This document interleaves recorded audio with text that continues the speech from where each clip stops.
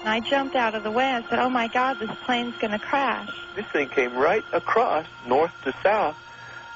Incidentally, I was a private pilot, so I have some familiarity with the airspace. It glided over my house, and there was absolutely no noise. What I thought to be a kind of a boomerang shape. Myself, my God, that's a wingspan. I've never seen anything like that. They were reported by at least one commercial airline pilot. It was humongous, that's all I can say. It passed right in front of us, just about right above eye's length.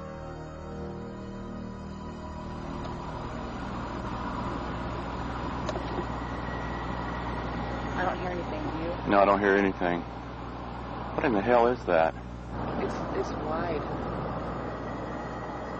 I came out second after Monica, and I remember looking at it. It was coming over the mountain, and it was like almost as wide as one of the humps. And it was very low. It's coming across the sky, and as it's moving, it's blocking and unblocking the stars. There's actually a shape. It was more like a boomerang than like a straight V, and then the lights were spaced pretty evenly. It was actually 5 lights that were a V, 1 in front and 2 on each side, and it was perfect. It was a perfect triangle. If you can imagine something the size of Camelback Mountain floating down Scottsdale Road, you have some idea of the intensity of this thing. The object we saw, if we opened up a newspaper, you could not block out the object that we saw. People say, Mike, now you saw a B-2 bomber. My response was, we could land all 40 of our B-2 bombers on the wing of that craft. You know, it's one of the biggest things I've ever seen that moved like that. I mean, it was just enormous. It happened last night, and eyewitnesses who saw it say it's like nothing they've ever seen before. I don't know if it was as big as an aircraft carrier. It might have been. Because I've never seen an aircraft carrier fly. It barely missed that mountain. Really? Yeah. Came floating over the mountain. So had you not looked up, you wouldn't have known it was No, there. my daughter, it was 8:30 at night. My daughter was coming over here, and she ran in and said, Mom, you have got to see this. So we all... There was such an uproar about what people described seeing that we also did a story about it back in 1997. The first report of a strange flying object came at about 8:20 that night from a former police officer in Paulden, Arizona. Over the next 40 minutes, people gave similar reports of an object along a 200-mile route south to Phoenix and Tucson. It was gunmetal black. It wasn't shiny. It wasn't invisible. It was more of a dull, bluish black color. And we both just stayed there and looked at it for a couple minutes, and it was completely silent. When you look down the street on a hot day in Phoenix, above the street's like it's really wavy, and you see everything kind of distorted, and that's what it looked like up inside the middle of the craft. It was just gliding, and then it stopped, and then it, like, the sides retracted a little, and then it was gone. Just went. Acceleration to deceleration, it was no noise the whole time. And not a sound.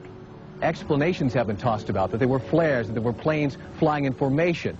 But Mark and Robin, we checked with the FAA today, we checked with Sky Harbor, and we checked with Luke Air Force Base, and there's been no official explanation of those strange bright lights last night. Oh, I'm going to order a whole, investigation of this through DPS. We're going to make all the necessary inquiries, and we're going to get to the bottom of it. We're going to find out if it was a UFO.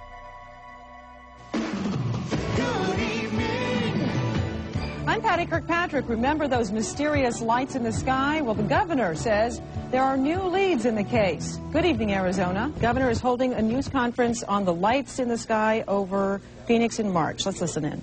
And now I'll ask Officer Stein and his colleagues to escort the accused into the room so that we may all look upon the guilty party. And don't get him too close to me, please. It's, Now, this just goes to show that you guys are entirely too serious.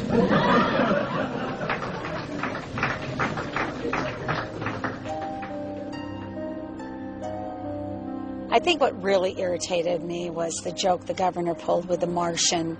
You know, I just didn't have time for that kind of stuff. He was just dismissing everything that these people had seen and said, just like we're all Looney Tunes.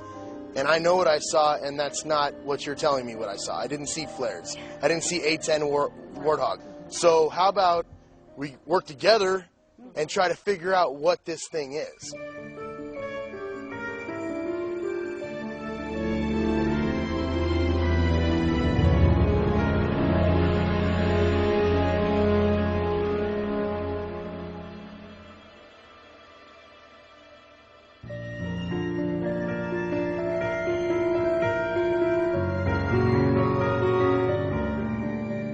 So when you hear someone says they saw a UFO, you think they're crazy? Yes, I think they're crazy, yes. What puzzles me is why people laugh at the subject of UFOs, but when the laughter stops, everyone secretly wants to know, are they real? You see that now? See a big one? See it going? Did you see it? I don't know if I want to know if UFOs are real, because then that raises a lot of other issues. Who are they? Why are they here? Are they going to hurt me? Do they have chocolate? When I told my father I wanted to make a documentary about UFOs, he said I was crazy. In fact, my whole family did. And 95% of the time, this stuff is crazy. But the remaining 5%, that is what keeps me going. This man in the saucer, can you describe him? What year was this taken, do you know? I'm James Fox, and I've been curious about UFOs for a long time. And if you look down at the very bottom, there's the little disc. Very curious. Look at that. Evidently, the Air Force is curious too. In pursuit of this obligation, And in 1952, they admitted it. we have received and analyzed between 1,000 and 2,000 reports. There have been a certain percentage of this volume of reports that have been made by credible observers of relatively incredible things. All blacked out? I wonder what was under there. With the help of investigative reporter Leslie Kane, I decided to put together some of the best witnesses from around the world for this film. Almost 10 years after the termination of Project Blue Book. The cases and photographs you are about to see represent some of the best evidence that UFOs are real. Of unknown origin, what were they after? The beam of light that came down at our feet. Ms. James? Beams were going down into the WSA. Hey, we are all in the limo and we're on... The operator in the tower would verify that, and several of us. So they were looking for fissile material. I hear the same question over and over. If UFOs are real, then surely someone in the know would be talking. So what time are we actually going on the air? I think 6 o'clock, you guys. Hey, Chris.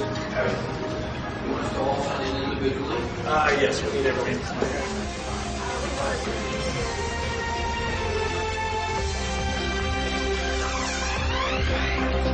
Good evening. A historic occasion will take place in Washington on Monday. Former high-level government employees, military officials, and pilots from all over the world will come together.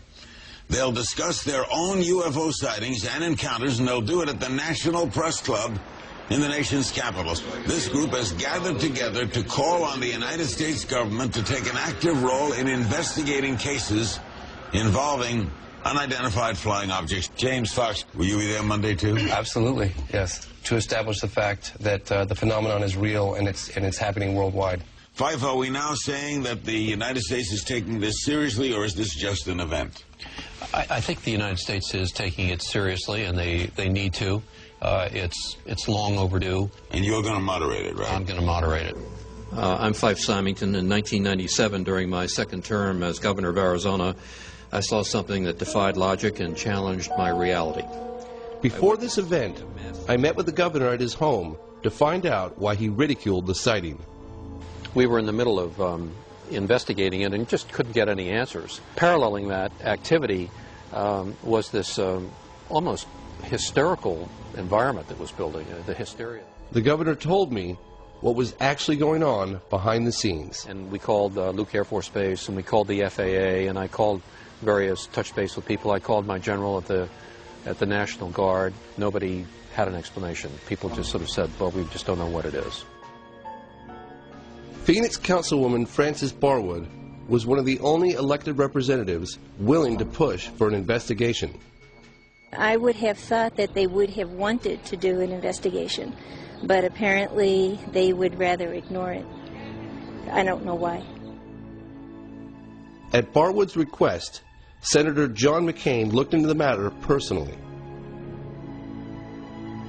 We asked the Air Force to look into it, and this was the first response that we got. We're going to go back and ask them to look at it again.